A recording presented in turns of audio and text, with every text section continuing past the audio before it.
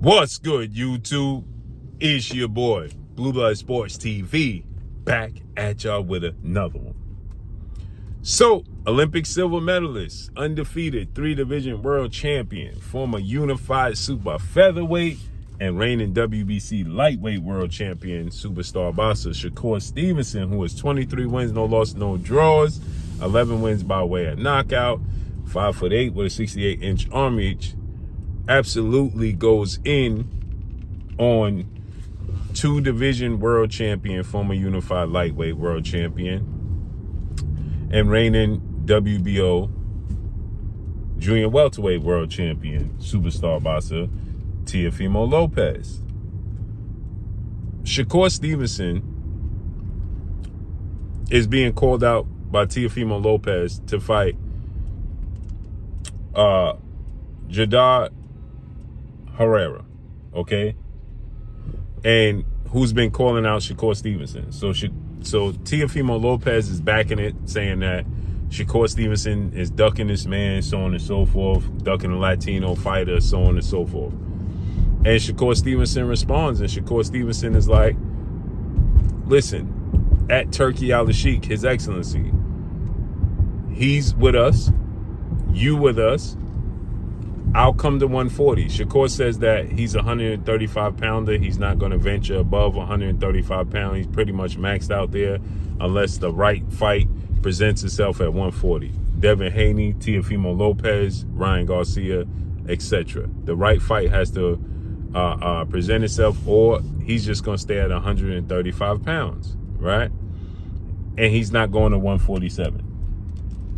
So he tells Teofimo Lopez, I'll come to 140 and fight you. Teofimo Lopez is 23 wins, 1 loss, no draw, 13 wins by way of knockout. So he says, let's tell Turki al-Sheikh to set it up. You got a 3-fight deal with him. You got a fight coming up May 2nd against Arnold Barboza. Should you get past Arnold Barboza, let's tell Turki to set the fight up.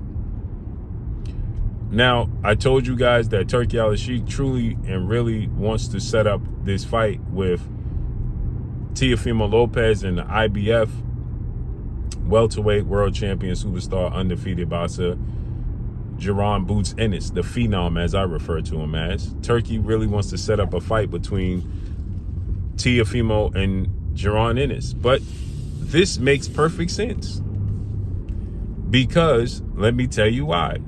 Jaron Ennis wants to fight the likes of the WBO welterweight champion in the unification bout, and Brian Norman Jr., and or the WBC welterweight world champion in Mario Barrios. He wants to become undisputed at 147 pounds.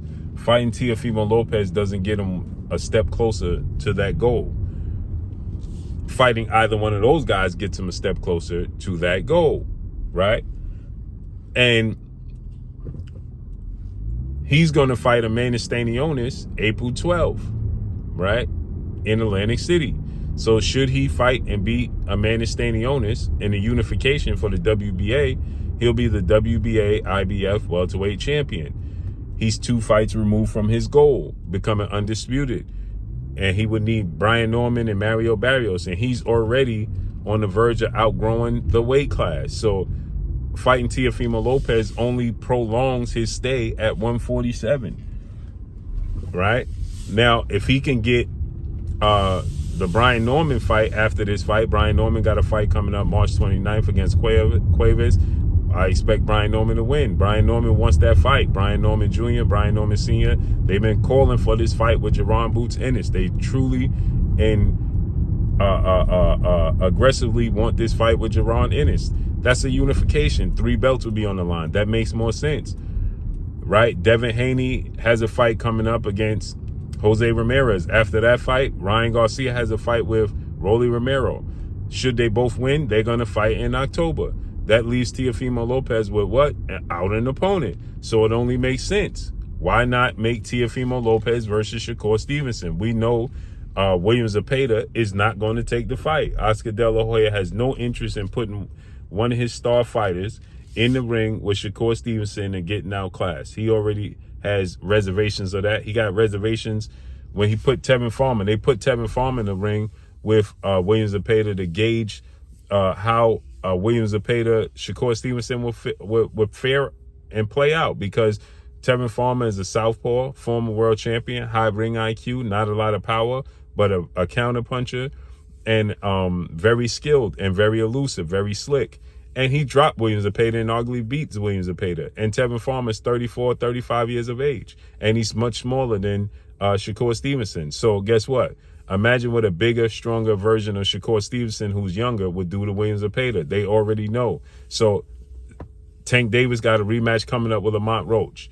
Devin Haney, Ryan Garcia, they all moved up. Tio has a fight coming up with Barboza at 140. He's still in the division. So it only makes sense. Teofimo Lopez versus Shakur Stevenson. He said he'll come up to 140. It makes sense. And you could put it as one of the co-mains or undercard fight for Devin Haney, Ryan Garcia too. Why not? Make it another mega super fight card. Period. And Teofimo Lopez don't have the options. Shakur is running out of options. You know, he ain't going to get Lomachenko. He's not going to get Tank Davis. Lamont Roach, he's not going to get. And he's not going to fight Keyshawn Davis. Not going to get Williams Zepeda. This makes sense. Make it happen. And Turki Al-Sheikh, you can put also Mario Barrios versus Jaron Boots Ennis. Tia versus Shakur. Devin versus Ryan Garcia. Mega card. Mega card. Right? That makes sense. That makes sense. So let's see how this unfolds and plays out. But I would love to see that. And Tio's talking big. He wants to get paid big. He'll fight anybody, is what he said, as long as the money is right. Well, Turki will make the money right. And Shakur said he'll make an exception and come to 140. So let's see it. Let's make it happen. But that's all I got for y'all. Follow me on Instagram at Blue Blooded Sports TV, all one word. I'm gone. Peace.